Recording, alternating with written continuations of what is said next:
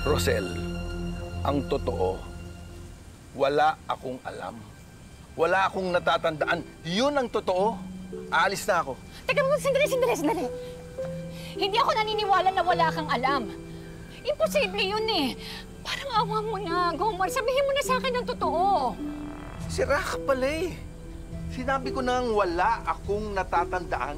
Eh bakit nga ganun? Bakit hindi ko kadugo si Tali? Ewan ko. Hindi ko alam. Hindi nga ako naniniwala eh. Si Malu.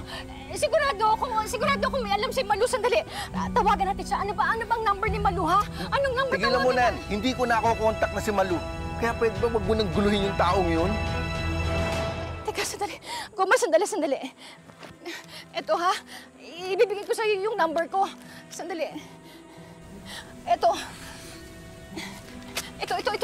Itago mo yung number ko. O, sige, bahala na. Pag may natandaan ka o kapag nakausap mo si Malu, nakiusap ako sa'yo, tawagan mo ako. Please, tawagan mo ako. Sige, bahala na.